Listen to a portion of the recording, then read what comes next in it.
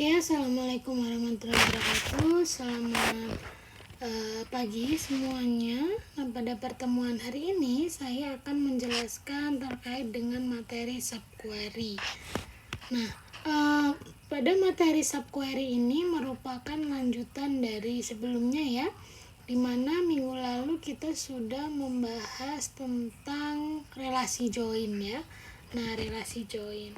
Nah, kemudian di subquery ini, apa sih subquery, kemudian fungsinya untuk apa, lalu bagaimana penggunaannya, kita akan bahas satu persatu. Yang pertama, apa itu subquery gitu kan ya. Nah, dari namanya kita mungkin sudah bisa menebak bahwa subquery berarti query di dalam query ya. Jadi query yang disubkan.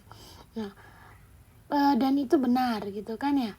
Jadi secara arti subquery itu adalah query select, insert, update, dan delete ya, yang bisa dimasukkan ke dalam query sehingga bisa dibilang query dalam query. Nah, lalu kenapa sih ada subquery gitu kan, tujuannya apa? Nah, keberadaan subquery itu sendiri mampu menyederhanakan persoalan-persoalan rumit yang berkaitan dengan query data. Nah, contohnya misal nih kalau kita lihat di sini. Nah, di sini ada contoh dapatkan data mahasiswa yang alamatnya sama dengan mahasiswa dengan NIM 104. Nah, kalau kita cermati gitu kan ya, kalau kita cermati bagaimana cara menyelesaikan kasus ini, itu bagaimana kira-kira ya? Coba dicermati.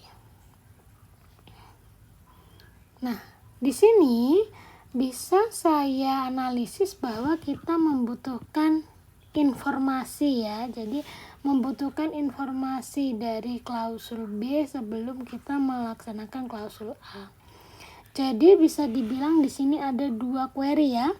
Nah, kita mendapatkan data mahasiswa yang alamatnya sama. Kita sebelumnya harus mendapatkan mahasiswa NIM 104 itu siapa? Jadi ada dua query ya di sini. Nah, disinilah subquery itu berfungsi. Jadi di mana dengan adanya subquery itu akan lebih mempermudah ya kan dalam penggunaan ya. Dalam penggunaan atau penyelesaian masalah dari soal tersebut. Dengan subquery kita bisa menyelesaikan masalah ini ya. Kita cari dulu mahasiswa dengan NIM 104, katakanlah namanya alamatnya ya, katakan namanya Mita, alamatnya Cililitan. Nah, berarti poin yang kita butuhkan adalah si Cililitan ini ya. Jadi nanti hasil outputnya adalah data mahasiswa yang alamatnya Cililitan ya kan. Nah, selain Mita itu ada siapa aja. Jadi kira-kira begitu.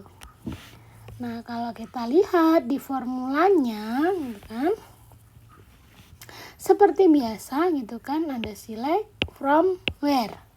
Dimana where P-nya ini itu adalah si subquery tersebut yang dipisahkan dengan kurung kurawal. Isinya juga sama ya, select from where gitu aja ya jika ada klausul. Nah, jadi begitu cara kita mensubquerykan kalau kita melibatkan lebih dari satu tabel ya. Nah, selain itu kita juga bisa membuat klausulnya itu secara skalar, multi row dan multi kolom. Nah, di sini yang pertama skalar subquery itu kita bisa menggunakan operator ya, sama dengan, kurang dari, lebih dari, kurang dari, sama dengan, dan lain sebagainya. Yaitu jika skalar. Jika multiple rows kita pakainya if, any, some, atau all ya.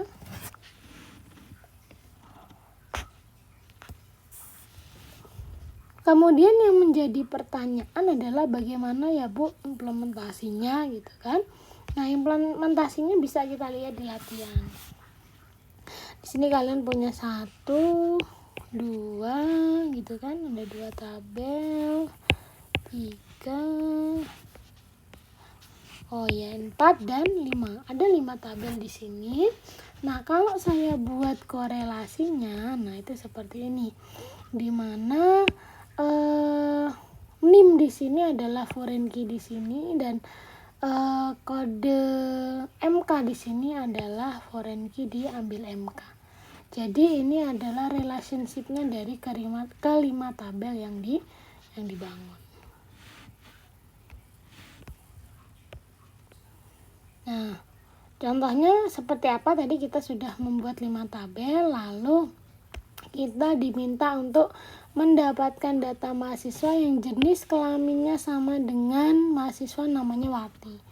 Berarti di sini kita bisa petakan dulu, ada 2 query yang harus kita jalankan. Kita harus tahu jenis kelaminnya Wati, kemudian kita harus mencari tahu data mahasiswa yang kelaminnya sama dengan Wati. Nah, sintaknya jadi seperti ini. Jadi ada select all from mahasiswa gitu kan. Karena apa? Karena jenis kelamin JK ini ya, jenis kelamin ada di tabel mahasiswa. Berarti select all from mahasiswa where JK sama dengan, nah ini menggunakan scalar tadi ya, dimana JK-nya sama dengan select JK from mahasiswa where name sama dengan Wati. Nah, di sini nanti keluar P. Nah, di sini berarti nanti klausulnya menjadi P. Mahasiswa yang jenis kelaminnya perempuan siapa sih? Gitu. Jadi dia subquery itu urut. Ini di eksekusi dari subquery-nya baru ke yang primary. Ya. Nah, ini hasilnya ya. Semua perempuan karena Wati di sini adalah perempuan.